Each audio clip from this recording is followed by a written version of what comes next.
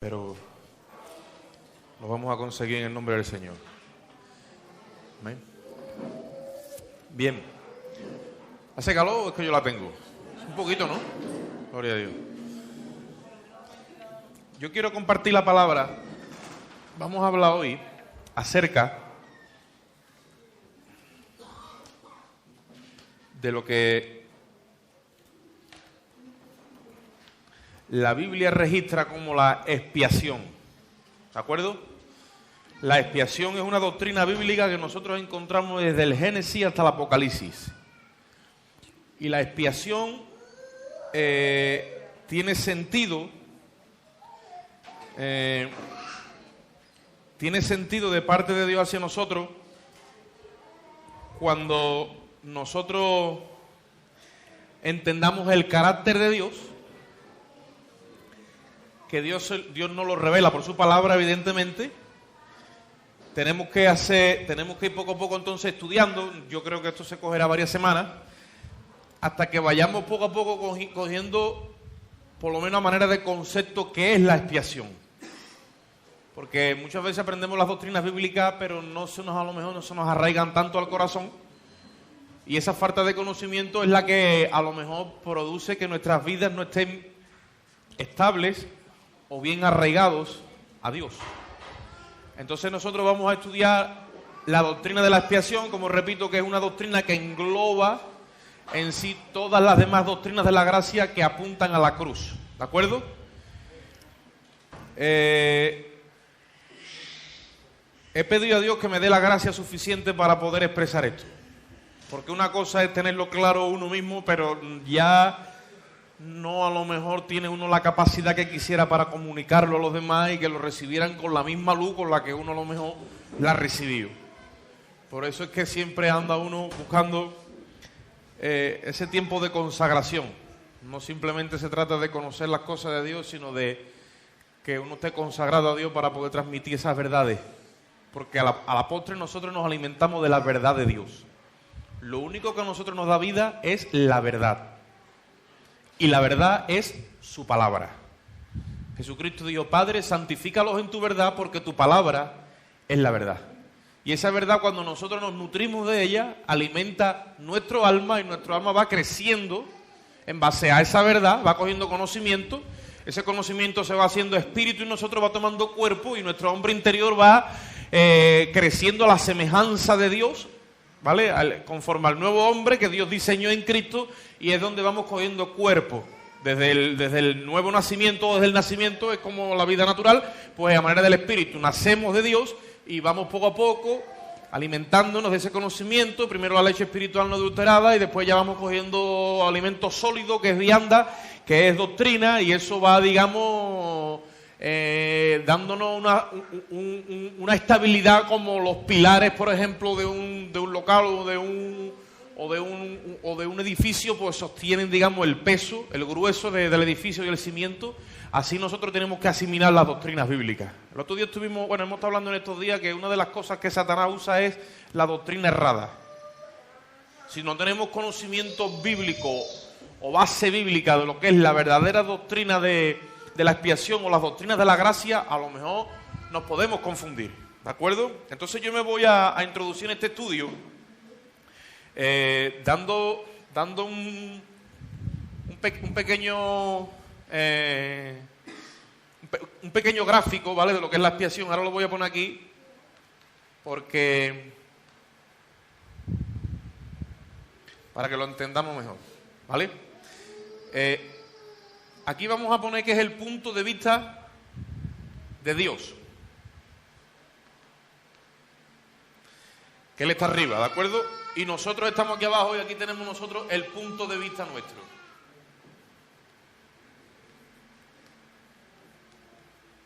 Del hombre.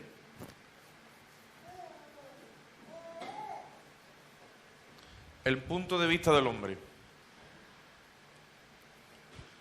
Esto va así y esto así. Por ejemplo, nosotros tendemos, nuestra mente, ¿vale?, está educada desde pequeño a tener una mente de ley. Si eres obediente, se te da la bendición. Pero si eres desobediente, Tú no esperas de bendición, tú esperas que castigo, ¿vale? Y no es que eso esté mal, porque es que eso nos lo ha enseñado el mismo Dios por su palabra. Pero cuando venimos a Cristo, nuestra mentalidad tiene que ser transformada conforme a la mente de Dios. Y eso no será posible hasta que no engullamos la doctrina, ¿vale? La doctrina, la enseñanza de la verdad de Dios, de lo que Dios ha hecho en Cristo por toda la humanidad. Y eso empieza a cambiar nuestra mentalidad, ¿de acuerdo? Entonces nosotros somos tendenciosos a tener una mentalidad de ley, pues somos tendenciosos a mirarnos a nosotros mismos. Y cuando nos miramos a nosotros mismos, lo que encontramos es, en nuestra vida, es pecado, es muchas veces fracaso, es debilidad, es la falta y por ahí lo que le queramos añadir. Pero somos tendenciosos a vernos imperfectos, porque nos miramos como a nosotros mismos. ¿De acuerdo? Entonces yo, con la ayuda de Dios, quiero dar a conocer cómo Dios nos ve, no cómo nosotros nos vemos a nosotros mismos. ¿De acuerdo? Y eso va a exaltar la obra de Cristo. ¿De acuerdo? Y lo que quede establecido por la Biblia es la verdad de Dios. Y nosotros muchas veces tenemos conocimiento de esta verdad, de que para muchos o para algunos las vamos como a repetir, y muchas veces volvemos otra vez a caer en este renglón. ¿De acuerdo? Y todo es fe. Voy a poner esto aquí, que me gusta siempre mucho esta palabra, porque con lo de Dios todo es fe. Ese es el crédito, fe. Le tenemos que creer a Dios. Voy a decir cómo Dios nos ve. Cómo Dios nos ve literalmente bajo la sangre de Cristo. ¿Aquí hay alguien que no está bajo la sangre de Cristo? Si hay alguien que no está bajo la sangre de Cristo, antes de que acabe el culto hacemos una oración para que vengas a estar bajo la sangre de Jesucristo. Porque se supone que la iglesia está bajo la sangre de Cristo. Ha sido limpiada y está bajo la sangre. ¿Vale? ¿Cómo Dios nos ve? Dios nos ve santos. Dios nos ve irreprochable o irreprensible, que es el mismo término. Y Dios nos ve sin mancha.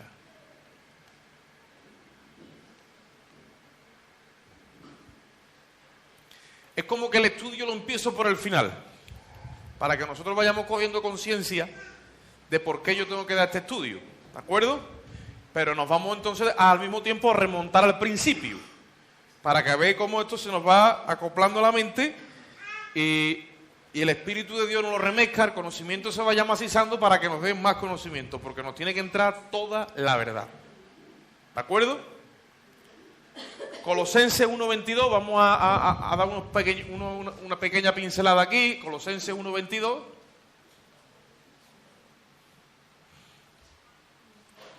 Por decir algo, y ahora entonces nos vamos a introducir en el estudio. Colosenses 1.22. Repito que estoy hablando en base a lo que Cristo ya ha hecho por nosotros y nosotros hemos recibido el sacrificio en nuestros corazones.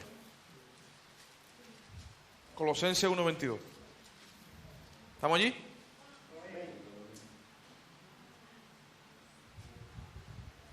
Voy a leer desde el 21 hasta el 23. Y dice la palabra: y a vosotros también, que erais en otro tiempo extraños y enemigos en vuestra mente, haciendo malas obras, ahora os ha reconciliado en su cuerpo de carne por medio de la muerte, para presentaros santos, sin manchas e irreprensibles delante de Él, si en verdad permanecéis fundados y firmes en la fe, y sin moveros de la esperanza del Evangelio que habéis oído, el cual se predica en toda la creación que estaba debajo del cielo, y del cual yo, Pablo, fui hecho ministro. Amén. ¿Cuántos de nosotros, cuando pasamos por ese versículo 22, verdaderamente tú recibes como un alivio y dices que yo he sido presentado delante de Dios santo, sin mancha e irreprensible? ¿Se te queda esa impresión a ti o pasas de largo como si a lo mejor eso no te impactara tanto? Solemos pasar de largo. ¿Cómo eso se me queda a mí grabado en el corazón? Bueno, evidentemente hoy se te tiene que quedar porque voy a dar un estudio acerca de eso. Pero es la falta de fe. Dios tiene que captar nuestra atención. Y no solamente aquí en el culto. Te tiene que agarrar de tal manera que tú salgas de aquí, entre comillas, y de alguna forma tú empieces como que tu estilo de vida empieza a ser, digamos, modelado por el Espíritu de Dios y te vaya empezando a seducir con su verdad, con su conocimiento, con su grandeza, y te empieza a remover de lo que tú normalmente estás, digamos, envuelto hacia la verdad de Dios, y tú poco a poco vayas siendo enamorado, seducido, atraído por Él, hasta el punto de que tú mismo, por ti mismo, busques estas verdades en este libro. Porque si no tú vienes, yo te predico la verdad, estás acostumbrado hacemos un hábito de eso. Y llega un momento que la relación, si no tiene vida en sí misma por falta de fe, se convierte en una religión, y esto es una religión más. Y aquí hay un hermano, aquí hay un pastor, aquí hay un cura, aquí hay un párroco, como tú lo quieras llamar, pero caemos en un formato religioso. Y no se trata de eso. La religión no salva a nadie, porque no imparte fe. Pero la relación con Cristo sí. ¿Por qué? Porque solamente hay una forma de tener una relación con Cristo, y es por el Espíritu. Y el Espíritu es el que edifica la iglesia.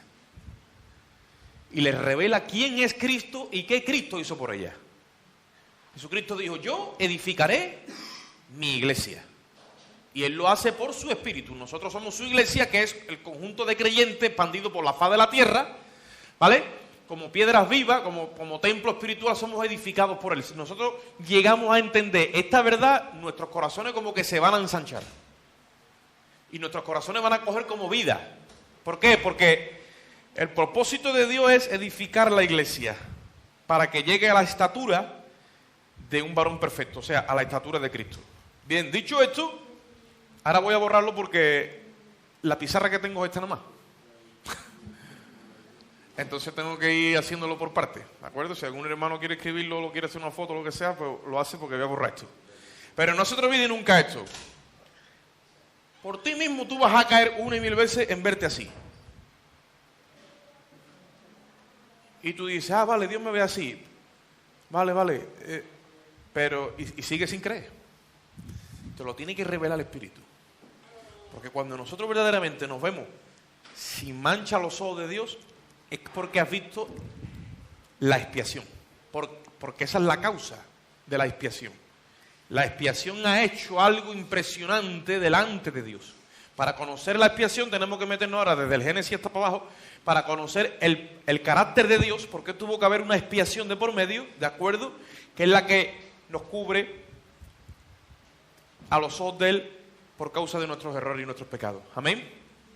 Bien, el término expiación viene del hebreo kafar, ¿vale?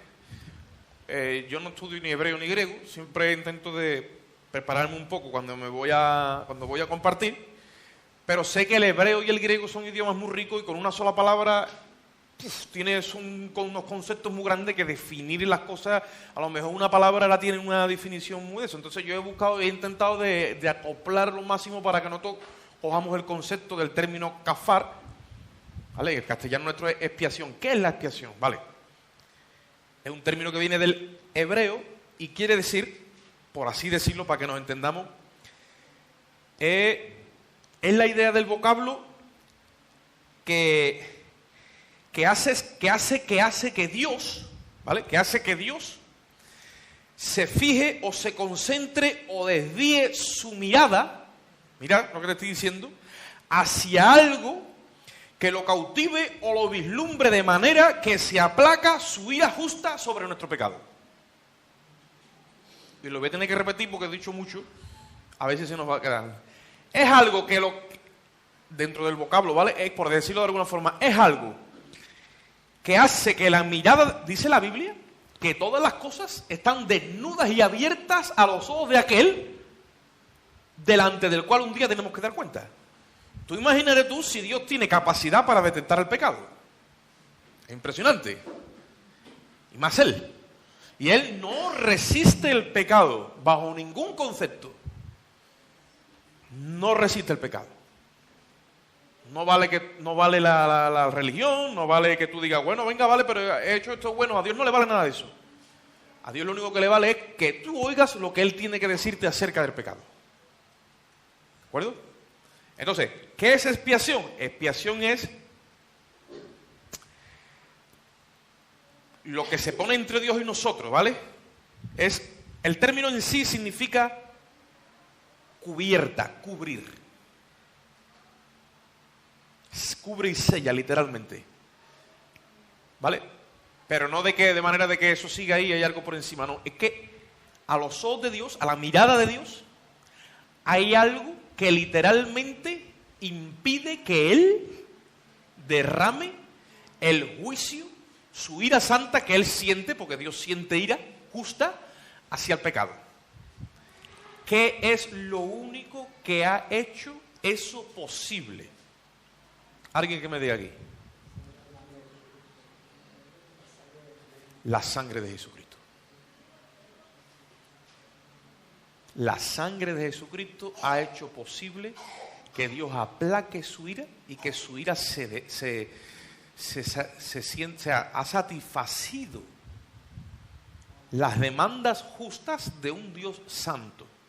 Por lo tanto, yo vengo aquí hoy a exaltar la sangre de Cristo y el poder que tiene la sangre de Jesucristo. Que aunque nosotros nos falte conocimiento y muchas veces andemos en ignorancia, si la eficacia de esa sangre dejara de estar delante de la presencia de Dios, como dice un evangelista americano, estaríamos fritos. Y vamos a durar menos, como dicen aquí, una pompa de jabón. Pero esa sangre es eficaz. Y eso está literalmente ahora. Eso está delante de la presencia de Dios. Es la sangre. Si no fuera por la eficacia de la sangre de Cristo, por eso es que tenemos que conocer la profundidad del sacrificio. Todo apunta a la cruz, ¿verdad? Jesucristo el crucificado. Dice, y claro, yo tengo algunas, yo reconozco mis limitaciones. Yo muchas veces le pregunto a Dios por cosas que todavía no entiendo, pero me las creo porque las dice la Biblia. Y cuando me las creo, de alguna forma Dios luego me las encaja y me da la revelación. Ah, mira, pues tú eres... Y hay algo que a mí me llama mucho la atención en hebreo, que esto a lo mejor yo no tengo ni escrito, pero me ha venido ahora. Dice la Biblia que Jesucristo, cuando ascendió al cielo, Él ascendió al santuario celestial, porque yo no sé si los hermanos saben que allí hay un santuario. ¿Lo saben los hermanos? Allí hay un templo, del cual Moisés hizo como una réplica aquí abajo. Un tabernáculo, la tienda, ¿no?, que levantó Moisés, tabernáculo. Pero era réplica ¿de qué? De uno que se le mostró a él, que él lo vio, que era el que estaba arriba. Y la Biblia dice que cuando Cristo se levantó entre los muertos, no entró en el tabernáculo que Moisés levantó, ni que luego levantó Salomón, ni que remodeló Herodes, que en ese tuvo Jesús que va en su ministerio terrenal. No, cuando fue levantado al cielo, dice la Biblia que Jesús traspasó los cielos, dice la Biblia. Traspasó los cielos.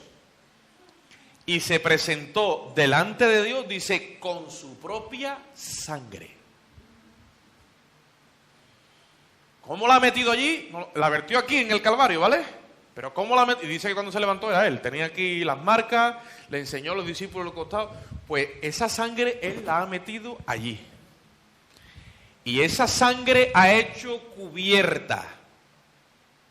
Él la ha esparcido, dice la Biblia, sobre los libros que estaban escritos de cada uno de nosotros. Y ahí había el acta de decretos que se había levantado en contra tuya, en contra mía, y que está levantada en contra de cada ser humano en esta tierra por causa de sus errores. Dice la Biblia que Jesús esparció su sangre sobre esos libros. Y el acta de decretos que nos era contraria dice que quedó anulada. Que es otro término que tiene el término kafar, en el hebreo es anular también. La ha anulado. De manera de que esos libros ya no existen en el registro de Dios. Que eso es muy fuerte y muy grande, porque tú aquí en la tierra tampoco puedes bordar registro de cualquier persona. Así porque sí, más con los ordenadores que hay día, siempre se queda registro en cualquier parte de tus errores, de lo que tú hiciste, de lo que dejaron de hacer. Sobre todo en la memoria de los que no le hiciste mucha gracia. Pero eso vamos a dejarlo aparte. Pero sacarlo de la memoria de Dios. Nosotros vamos a verlo por la Biblia. Entonces el término expiación quiere decir que Dios, que algo ha aplacado la ira de Dios y Dios se ha concentrado en otra cosa. ¿En qué? En la sangre de su Hijo. Ha sido eso tan fuerte, ha sido tan, yo no sé explicarlo, ha pesado eso tanto a los ojos de Dios que ha aplacado la ira de Dios contra cada uno de nosotros. Tenemos entonces que conocer la personalidad de Dios, porque Dios se aira, hermano, sí, Dios se aira. Dios se enfada, Dios se enfada. Dios se enoja, Dios se enoja. Pero ¿cómo puede ser posible? Es el carácter de Dios. Tenemos que conocer esa parte del carácter de Dios. Entonces vamos un momentito al libro de Génesis. Porque desde el principio, vamos un momentito al libro de Apocalipsis. Y vamos a leer Apocalipsis 13:8 y Primera de Pedro 1:20.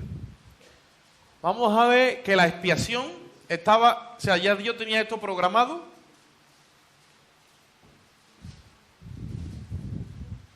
Y preparado. Desde antes de la fundación del mundo.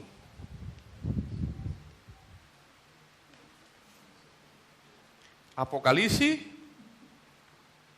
he dicho 13:8, ¿no? Y Primera de Pedro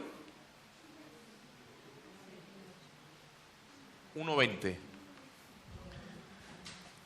Tengo que leer yo por causa de que se está grabando. Si no, me encantaría que los hermanos leyésemos todo y así nos ayudamos.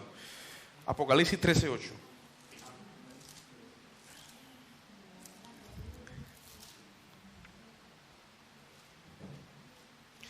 Dice la Biblia: y adoraron todos los moradores de la tierra cuyos nombres no estaban escritos en el libro de la vida del Cordero que fue inmolado desde el principio del mundo.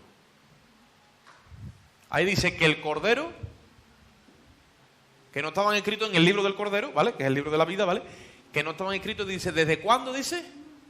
Desde el principio. Ahora mira lo que dice Primera de Pedro 1:20.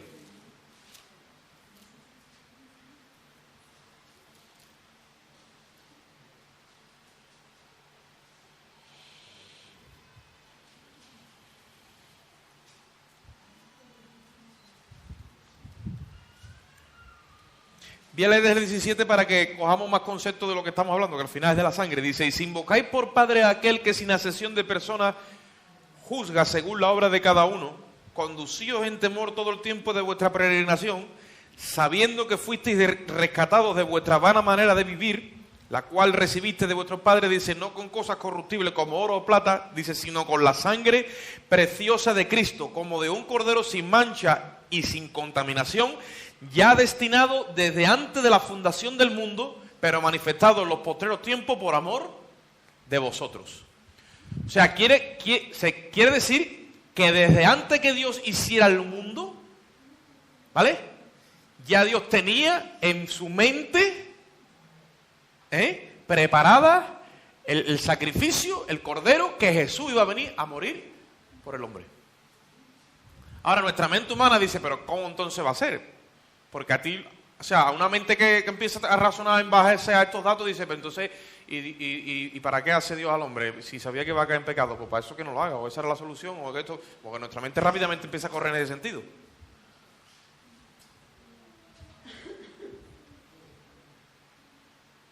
Pero Dios no deja su plan y su proyecto por causa de que el hombre iba a caer. Y el hecho de que el hombre cayese, a Dios no lo coge por sorpresa porque Él tiene unos atributos impresionantes y uno de ellos es la omnisciencia. ¿Sabéis, los hermanos, lo que significa omnisciencia? Que todo lo sabe. Pero que todo lo sabe antes, durante y después, y en todos los niveles que tú quieras medirlo, Él ya lo sabe todo.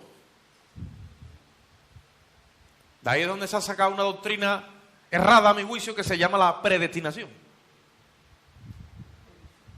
¿Verdad que alguno que otro la había escuchado? Si Dios lo sabe todo, pues ya estamos predestinados. No. Que Dios haya predestinado que la salvación sea en Jesucristo, no quiere decir que Él haya predestinado nuestro destino. Que Él lo sepa, sí. ¿Por qué? Porque Él es omnisciente y ya nos ha visto. ¿Sí o no? Dios nos ha visto. Dios te ha visto a ti hoy aquí sentada y sentado, y a mí también. Porque Él tiene ese atributo, Él vive en la eternidad, está fuera de este cronos, de este tiempo y espacio, vive en otra dimensión. Y Él hace así y mira, nos ha visto.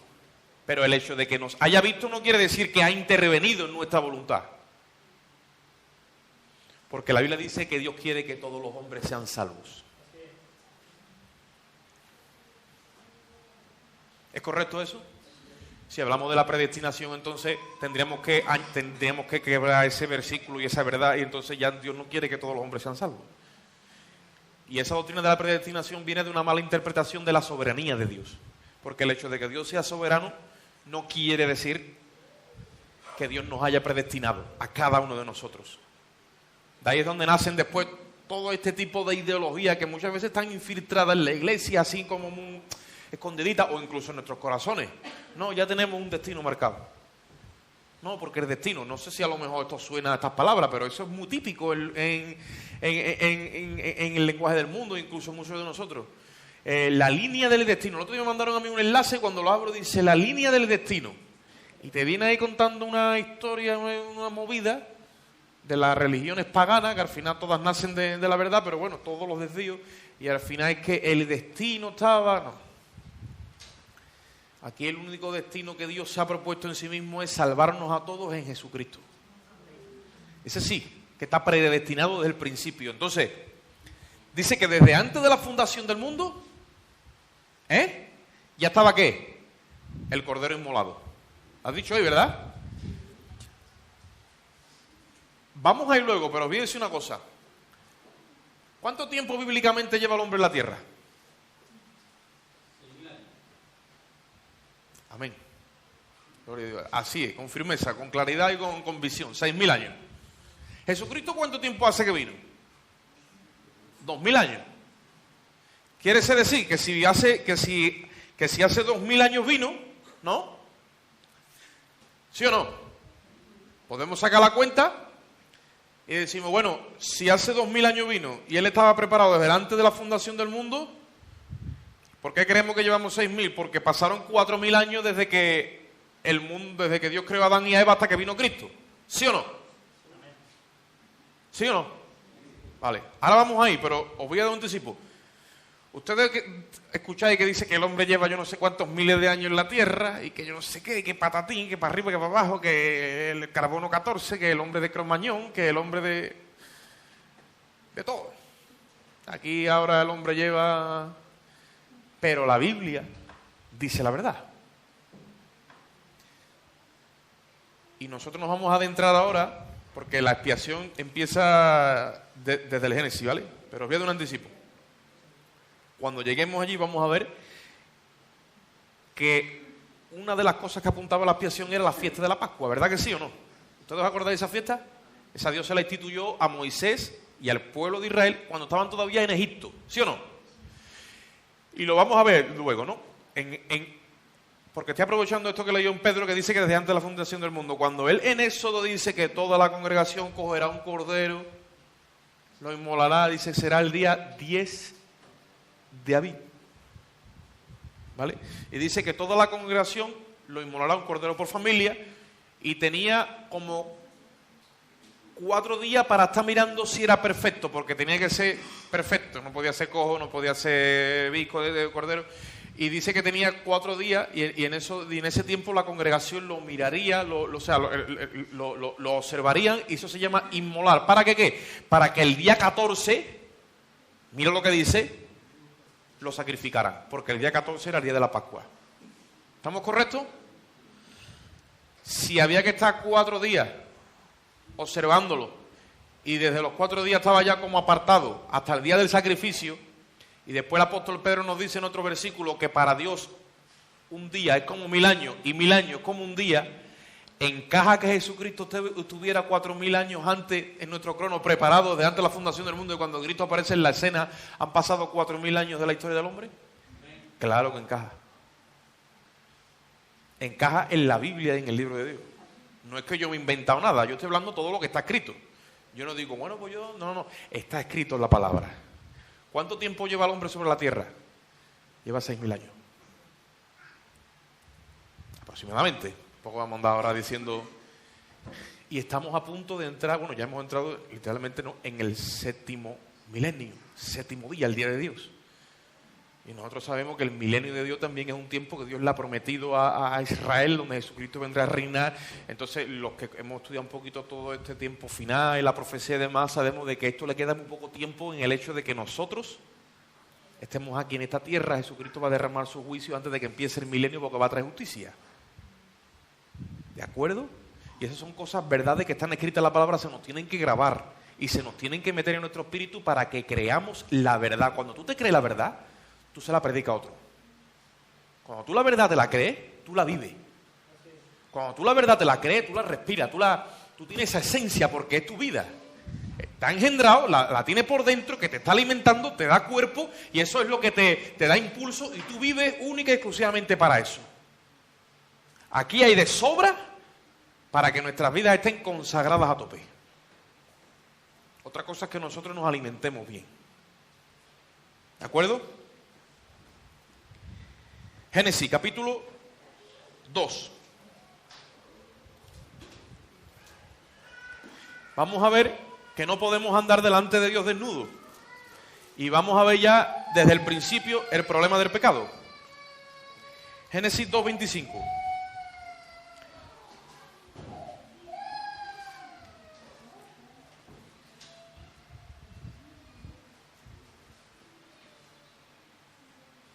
Desde el Edén vemos como ya Dios empezó a dar deseo de cubrir al hombre a través de la expiación. Esa es la primera vislumbre. Antes de la caída, ellos estaban vestidos y cubiertos de inocencia, por eso no se avergonzaban. ¿Qué dice Génesis 2:25? Dice la palabra, está hablando de Adán y Eva, ¿vale? Dice, y estaban desnudos Adán y su mujer, y no se avergonzaban. Y estaban desnudos y no se avergonzaban. ¿Por qué no se avergonzaban? Porque tenían comunión con Dios, porque no había pecado, porque había relación entre ellos y Dios, ¿de acuerdo? Y vivían en una inocencia de tal grado que la misma gloria de Dios los cubría, y su conciencia, al no estar despierta, ellos no eran capaces ni siquiera de vislumbrar su desnudez.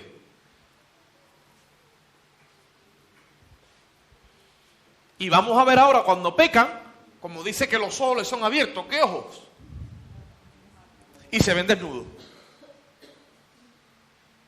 Entonces hemos visto un primer vislumbre de que hay comunión con Dios, no es necesaria la expiación. O sea, puedes estar desnudo delante de la presencia de Dios. Porque no hay nada que esconder, ni vergüenza ninguna. Que supuestamente eso es lo que tiene que hacer la sangre y la relación con el Espíritu de Dios por su palabra, ahora con la iglesia. Y no debemos de estar, no, hay que aprender a desnudarse delante de la presencia de Dios sin ninguna vergüenza. Para eso está la confesión. ¿O no?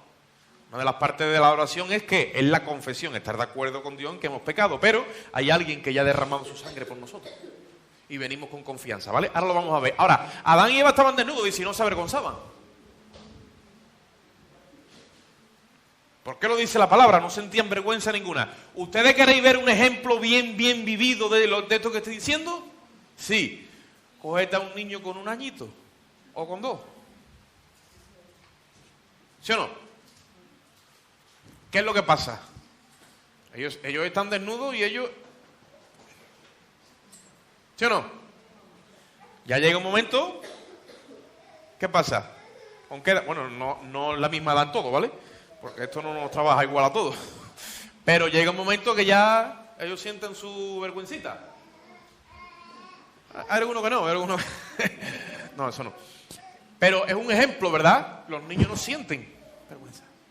¿Por qué? Porque viven en la inocencia. Qué bonita es la inocencia, ¿verdad?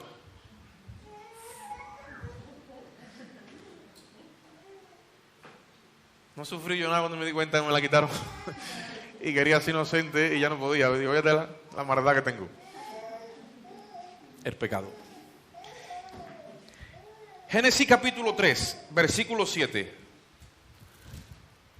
Ahí no era necesaria la expiación. No había que cubrir nada. Pero ellos estaban desnudos. ¿Vale? Ahora, Génesis capítulo 7. 3.7, perdón. Sí, 3.7. Dice la Biblia. Ahora, es que como que hay una línea, hermano. Desde Génesis capítulo 1 y 2, ¿vale? Génesis capítulo 1 y 2 es como que está todo virgen. Y está todo perfecto. Génesis capítulo 3, boom, viene la caída del hombre. Y es como que ahora desde ahí hasta que todo acabe es un proceso, un diseño que Dios ya tenía preparado antes, donde tiene que restaurar todo hasta volverlo a llevar hasta Génesis capítulo 1 y 2. O sea, desde Génesis capítulo 3 hasta adelante hasta Apocalipsis, todo es Dios restaurando al hombre para llevarlo a la posición que estaba en el capítulo 1 y capítulo 2. Aunque la Biblia nos revela que ya queda el hombre en una dimensión todavía mayor, ¿de acuerdo? Por causa de Cristo. Pero bueno, a lo que vamos. Dice, entonces fueron abiertos los ojos de ambos y conocieron que estaban desnudos. Dice, y se cosieron hojas de higuera y se hicieron delantales. Pecaron. ¿Cómo fue el pecado? Dios le dijo, mira, ¿no? Ya conocemos, ¿vale? Pues entonces voy parafraseando. De aquí. Y le dijo, pero de aquel, ¿qué le dijo? Sígueme dedo. Dice, porque ese alimento que tiene ese fruto que tiene ese árbol, ¿vale? Contiene conocimiento, pero es a la vez simultáneo del bien y del mal. Y el día que tú comas, ¿qué dijo? Tú vas a morir. Y de hecho, fue así. Físicamente, podríamos pensar que no, aunque yo pienso que sí. Lo que pasa es que ya es especulaciones mías, porque yo digo, esta gente estaba encubierto de la gloria de Dios de alguna forma. Yo no sé hasta qué punto, pero yo pienso, pero esto es persona mía, ¿vale? Esto no vaya a decir que es Biblia. Yo pienso que así tal como somos nosotros, Adán y Eva, Dios no lo creó. Ellos tendrían que tener de alguna forma, que cuando estaban desnudos en el Génesis 1 y 2, una gloria sobre ellos. Algo. No digo que andaban en luz y que eran a lo mejor, no, pero... Porque ya este cuerpo viene ya lo que nosotros hemos heredado, ya viene con la semejanza de pecado. Y eso está escrito en Romanos 8, y así mismo vino Cristo, ¿eh? Así, Cristo vino igual que nosotros, como estamos nosotros ahora. Jesús se engendró, que es el postrer Adán, ¿vale? De María. Y nosotros sabemos que María no es la Inmaculada Concepción, que María es como cualquiera de nosotros. Entonces de ahí es donde Él hereda la semejanza nuestra de pecado. ¿De acuerdo? Porque Adán Dios lo hizo. Y lo hizo perfecto. Y Adán no traía herencia ni maldición ninguna. Adán era perfecto. ¿De acuerdo? Dios no engendró a Adán en el vientre de ninguna mujer ni de ningún hombre. Lo creó Dios con sus manos. Y le dio la imagen de Cristo. Fue hecho conforme a la imagen y semejanza, dice, ¿de quién? De Dios. Tú imaginas a la Trinidad viendo a Adán, es como si se viera en un espejo. Porque dice Colosenses 1:15 que la imagen de Dios es Cristo. La imagen del Dios viviente es Cristo. La imagen del Dios invisible. Entonces, cuando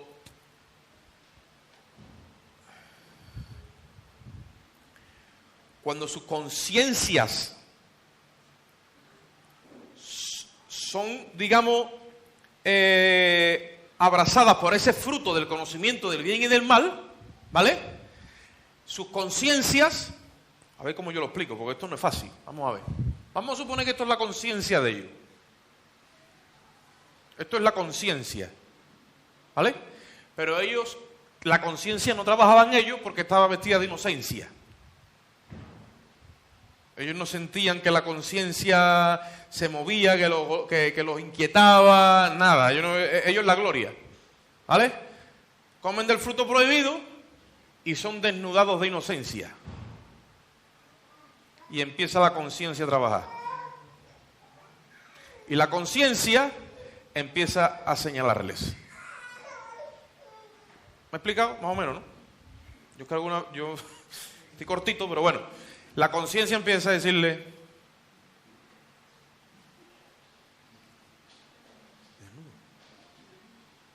¿cómo es? Y ya se sentían desnudos ¿a los ojos de quién? A los ojos de Dios. La conciencia no estaba en ellos estaba la inocencia. No estaba así, pero estaba desactivada. Aún había un precinto, ¿no? Estaba precintada por la inocencia. Y Dios le dijo, te puede pegar toda la vida en inocencia, pero si comes de allí, se va a ir la inocencia y esto va a empezar a trabajar y te va a empezar a señalar. Claro, cuando ellos se sintieron señalados, ¿qué hicieron? Ahora no voy a coger esto porque esto es hecho de conciencia, pero vamos a suponer que digo, ejemplo, ¿no? Y ellos empezaron a caminar delante de Dios con unos taparrabos que se buscaron allí una higuera porque se sentían avergonzados y se taparon sus vergüenzas. Y por allí, por el Edén, los dos andando y haciendo vida por allí con los delantales. ¿Sí o no? ¿Por qué? Porque eso no fue por gusto, es porque la conciencia empezó a decirle, tú estás desnudo, y cuando el hombre la conciencia lo acusa, el hombre empieza como a rectificar su comportamiento. Y eso están todos, porque todos tenemos esa herencia, pero están nosotros que somos cristianos y está en el perdido. O los perdidos no tienen conciencia, claro que tienen conciencia. Lo que pasa es que intentan de ponerle todos los ropajes que quieran para no tener que dar explicaciones a la conciencia, que la conciencia es la ley de Dios escrita en sus corazones. Que es otra cosa que tenemos que compartir aquí. Cuando nosotros la vamos a los perdidos, tenemos un aliado dentro de ellos. ¿Cuál es? Es la conciencia. La conciencia va a trabajar siempre a favor nuestra cuando le prediquemos la verdad. Y aunque nosotros creemos que ellos no le echan cuenta que yo soy ateo, que tal, que cual, que esto, la conciencia va a dar testimonio de que tú y yo le hablamos la verdad. Porque la conciencia está dentro del ser humano con el propósito de ¿qué? De señalar la verdad. Entonces ellos se sintieron desnudos y se te pusieron una sola higuera. ¿Qué sucede? Viene Dios y Dios le dice, Génesis 3:21, ¿vamos rápido? Por eso que ya tiene sentido la expiación. Están en pecado los ojos de Dios. Y Dios en su misericordia, en vez de aniquilarlo, como dice que Dios es grande en misericordia, y Él es paciente, no quiere llegar ahí, ¿vale? Entonces le empieza a dar a conocer que ya no pueden estar delante de su presencia como estaban, ¿vale? Los viste con pieles, que lo vamos a ver ahí en Génesis 3:21, que tampoco vale con pieles, pero empieza a dar un trato.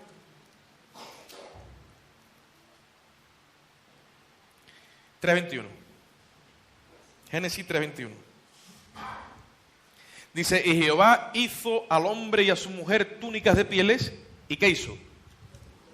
Y los vistió. O sea, en otras palabras, como diciendo, tú vas a andar delante de mí, ¿vale? Pero tú así no puedes andar. Tú tienes que andar así. Y le hizo una túnica, ¿vale? Una túnica cubierto totalmente, ¿vale? Y con eso los vistió. ¿Qué vemos en ese versículo? Que ya Dios está poniendo unas pautas de por medio como diciendo, entre tú y yo ya no puede haber una relación como la había antes. Ahora tiene que haber un sacrificio de por medio.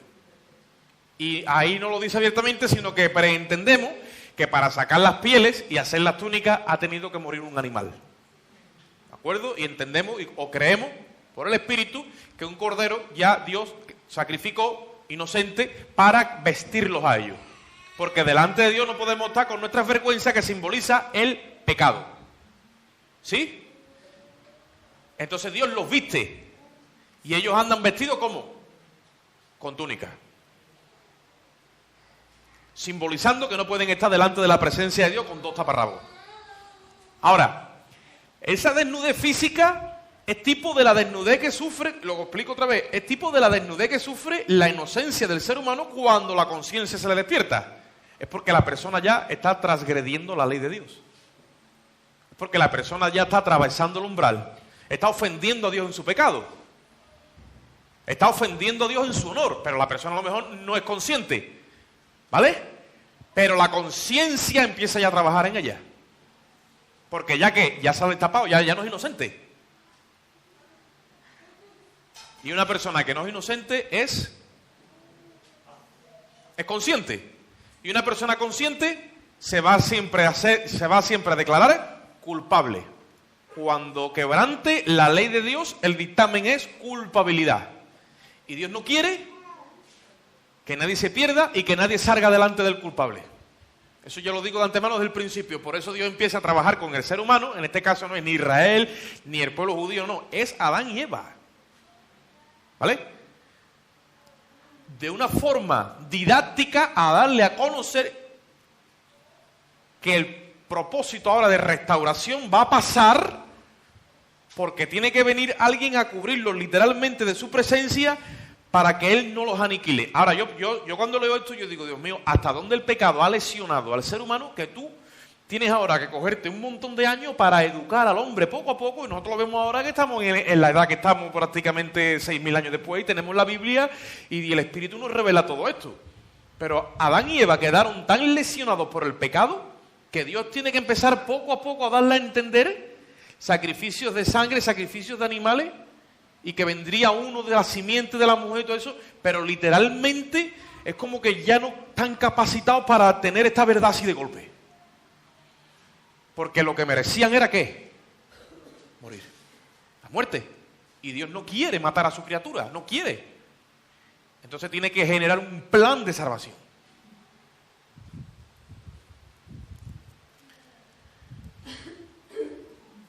El pecado, hermano, el pecado lesiona al ser humano de tal manera que lo deja totalmente, lo vamos a ver por la palabra, lo deja muerto a los ojos de Dios. O sea, muerto, por eso dice la Biblia, estando nosotros muertos en nuestros delitos y los pecados. O sea, la lesión es impresionante.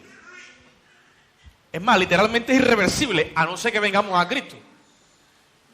Y para que todos nosotros todavía, con la sangre de Cristo, con todo, mientras que estemos en esta naturaleza, todavía la plenitud de toda esta verdad no puede tomar cuerpo de nosotros hasta que no seamos glorificados. Por estar todavía en esta naturaleza, en esta dimensión. No puede. Y Dios quisiera, pero por el Espíritu. Tenemos que añadir fe para alimentarnos bien de esta verdad. Satanás entonces hipotecó al hombre con el engaño. Y él ahora entonces empezó a tomar cuerpo y dominio de todo aquí abajo. Aunque el dueño y señor es Dios, ¿vale? Pero quedó en ese orden. Ahora, ¿cuándo vemos instituido eso también? Este mover de la expiación. Pues ya lo explicaba antes, vamos rápido. A Éxodo capítulo 12, versículo del 3 al 7.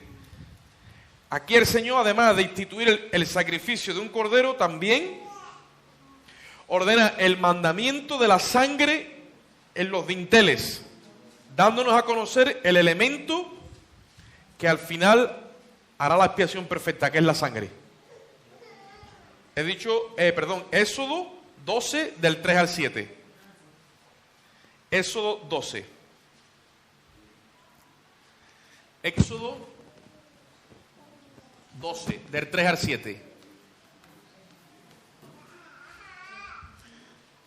Ahí él la Pascua, él se la instituye, o sea, se la establece.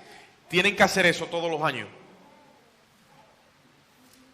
Pero mira cómo es.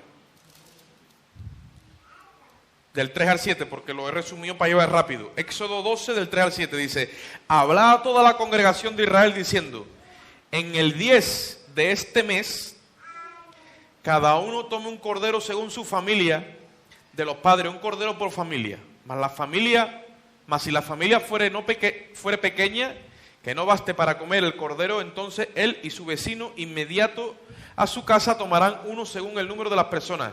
Conforme al comer de cada hombre haréis la cuenta sobre el cordero. Y el animal será sin defecto, macho de 1 año. Lo tomaréis de las ovejas o de las cabras. Dice, y lo guardaréis hasta el día 14 del mes. ¿Acordáis de lo que hemos estado hablando? ¿Ves? Y dice, y toda la congregación lo inmolará. Toda la congregación del pueblo de Israel lo inmolará entre las 2 tardes. Y tomarán de la sangre, ¿ves lo que dice? Tomarán de la sangre en los postes y la pondrán en los dinteles de las casas que lo han de comer. Entonces ellos cuando mataban el cordero y se lo comían, la sangre, ¿qué es lo que hacían? Ponerla en los dinteles de las casas. Porque esa noche, ¿qué es lo que Dios había prescrito que pasare? Que vendría el espíritu de la muerte. Y se llevaría a todos los primogénitos que se encontraran en la tierra de Egipto. No dice a los primogénitos de Egipto, sino a los primogénitos, significa los hijos varones que habían nacido en la familia, ¿vale? Las primogénitas, no sé si habrá especificación en ese sentido, tampoco me... Dice, pero vendría y se los llevaría, a no ser que encontrar el que dice, la sangre. Repito, si la sangre no fuera afectiva ahora mismito a los ojos de Dios, la ira de Dios nos mataría. Pero ya ha sido vertida. En el Antiguo Testamento sucedía igual, pero en el Antiguo Testamento vemos unas movidas de Dios ahí muy fuertes que muchos dicen, ¿y por qué Dios era así? Porque la sangre todavía no se había derramado. El sacrificio no había sido hecho. Pero los que esperaban en el Mesías Redentor y creían que su sangre los iba a redimir, estaban igual de guardados que nosotros. Aunque la sangre no había sido vertida. Porque ellos participaron de una fe a crédito. Nosotros ya la tenemos, porque ya la sangre ha sido vertida. Pero muchos dicen, bueno, los del Antiguo Testamento, ¿cómo se salvaron? ¿Por sus obras? No. Se salvaron por la misma fe que nos cubre a nosotros. Lo que pasa es que ellos recibieron el anuncio antes de la cruz y vivían, caminaban esperando que un día viniese uno que los iba a redimir. Y esa fe, a través del escuchar la palabra, engendraba fe en sus corazones y esa fe es la que los justificó a los ojos de Dios. ¿Me siguen los hermanos? No fueron sus buenas obras, porque por sus obras, dice la Biblia, ningún ser humano puede ser justificado en la presencia de Dios. Que muchas veces nuestra mente de ley o de cierto orden cree que somos salvos después de la cruz por gracia y antes de la cruz eran salvos por obras. No, antes de la cruz eran salvos por gracia por medio de la fe. Esta gente participaron de una fe a crédito. Una fe a crédito, que eso es lo que significa que Dios en su misericordia cogió de la fe de Cristo y la metió en sus corazones. A través de la ley, a través de la Torá, a través de los salmos y a través de los profetas, ellos se edificaban en esa fe. David participaba de esa fe. Por eso que David danzaba, David experimentaba la salvación, el Espíritu venía sobre él. ¿Por qué? Por fe. Era la fe. ¿Qué fe? La misma que tenemos nosotros. Es la misma. Cuando David peca, que le dice a Dios, Dios mío, no quites de mí, ¿qué? Tu espíritu. Él literalmente por ley no le pertenecía que eso estuviera ahí. Lo que pasa es que Dios le daba ese regalo. Y venía sobre los profetas, venía sobre... No era legal que estuviera todo el tiempo porque la sangre no ha sido vertida. De hecho, cuando morían en el Antiguo Testamento ni siquiera podían entrar al paraíso de arriba. Se quedaban en el paraíso de abajo. Hasta que Cristo vino a rescatarlo. ¿Por qué? Porque el sacrificio que Cristo hizo, ahí es cuando eso coge cuerpo literalmente. Y eso corre a lo largo y ancho de toda la historia del hombre. Y corre hasta Adán y corre hasta el último que venga. Por eso cuando estemos en la presencia de Dios, vamos a suponer que estamos en el cielo y nos encontramos ya a Adán. Bueno, Adán es un ejemplo. A más de uno le dice, Adán, váyate a la calidad, Adán. Cualquiera de nosotros le diría, no, Adán va a estar allí. Yo espero que esté allí Adán y Eva, ¿no? Adán va a estar allí y Adán va a estar allí redimido por la misma sangre que nos han redimido nosotros, por la sangre de Jesucristo. Por la misma. Allí va a estar David, allí va a estar Moisés, allí va a estar Salomón, allí van a estar los patriarcas, van a estar Todos los del Antiguo Testamento que nosotros hemos conocido por la Biblia, allí van a estar todos los que estén, y todos van a estar por el mismo motivo, por la sangre de Jesucristo. Y a los ojos de Dios, nadie se puede estar gloriando en el sentido de estar en su presencia como salvo. No habrá nadie que se pueda gloriar más que tú y que yo, ni nosotros más que ninguno de ellos, porque todos estamos allí por pura gracia, por medio de la fe. Y eso es la eficacia de la expiación que Cristo ha hecho por cada uno de nosotros. Entonces, cuando Dios trató con ellos ya con la Pascua, con Moisés, le dijo: tú vas a tener que hacer esto, mira, tú ve, júntale sangre. ¿Por qué? Porque el espíritu de la muerte vino. Oye lo que te voy a decir ahora. El espíritu de la muerte vino. Y donde encontró sangre, pasó de largo. Que significa paso a la libertad. Ese es el término Pascua, ¿vale? En el hebreo. ¿Ustedes acuerdan de cuando vino este hombre Jacobo Voss, que empezó a escenificar, ¿no?, en la cruz a Jesús? Que él estaba hablando de la doctrina estaba hablando de eso, más que nada es la propiciación, que él recibe el golpe de la ira de Dios, ¿vale? Y cogió al chico y lo escondió, ¿no? Y le dijo: ponte detrás mía que yo te cubro, le dijo. ¿Verdad que sí? Él ahí no se hallaba porque el chaval estaba nervioso, pero yo veo a Cristo amortiguando la ira de Dios y diciéndole al pecador: pasa, que yo te cubro. Y el pecador se ve ahí manchado en sus delitos y pecados con toda su historia y pasa por la cruz y sale por aquí santo, irreprochable y sin mancha. Así es. Así es. Santo, irreprochable y sin mancha. ¿Y por qué? Porque yo aquí me he purificado, porque... No, él estaba aquí atrás escondido, era el mismo. El que estaba aquí, que el que pasó.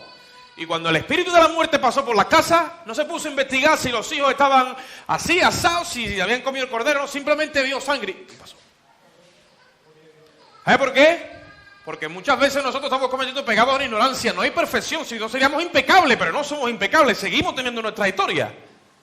Y seguimos teniendo nuestros errores. Pero la sangre nos cubre de todo pecado y nos declara, como en el principio vimos, santo, irreprochable y sin mancha. Y tú tienes que aprender a verte como Dios te ve. Porque si tú no te ves como Dios te ve, entonces estás faltando a la fe. Y la fe dice que Jesucristo te ha presentado a ti delante del Padre, santo, irreprochable, sin mancha. Te lo tienes que creer. ¿Y cómo es eso? No te mires a ti, mira a Dios. Mira a Cristo. ¿Dónde dice la Biblia que he puesto los ojos? En Jesús. ¿Sí o no? Tú dices: sí, pero yo cometo errores, y que cuando cometo errores me siento mal, y yo no, ya le pido perdón a Dios, pero no sé cómo hacerlo, porque yo en verdad sabía que no lo tenía que hacer, pero lo hice, yo era consciente, y muchas veces andamos, porque eso es propio en el cristiano, y tiene que vencer toda esa enredadera que se te mete, y el otro, a ver, también metiendo palos en candela, y tú diciendo: bueno, pero ¿cómo lo hago? Pero el Espíritu de Dios te va a dar la suficiente fe, y ya vamos a acabar hoy, ¿vale? Te voy a decir una cosa: cuando Jesucristo pagó por ti en la cruz del Calvario, y fue a pagar, que Jesucristo cuando le dijo al Padre: pasa de mí esta copa, si es posible, pero si no, hágase tu voluntad, te aseguro, y esto lo vamos a ver la semana que viene hasta que te entiendas de... Cuando Jesucristo tomó esa copa en Getsemaní, y simbólicamente, y la bebió, que le dijo al Padre: hágase tu voluntad, la Biblia dice que Jehová, capítulo 53 de Isaías, dice que cargó en él el pecado de todos nosotros. ¡Bumba! Ahí se lo puso. Dice que él no abrió su boca como cordero que es llevado al matadero. Dice: mas Jehová quiso quebrantarlo porque tomó la copa de la ira de Dios. Y cuando él tomó la copa, él sabía lo que estaba haciendo, diciendo: envía tu ira hacia mí, yo soy el blanco. Yo soy el blanco de tu ley. Ahora, yo soy el blanco. Todos los pecados de ellos, yo me hago responsable. Eso es serio. Y cuando él cargó el pecado de todos nosotros, cargó los pecados que tú cometiste cuando no conocías al Señor. Cargó los pecados que tú cometes hoy. y cargó los pecados que tú vas a cometer mañana. Porque el presupuesto que Jesucristo ha hecho por cada uno de nosotros,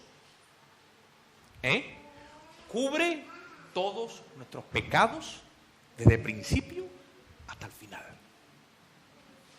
Siempre y cuando nos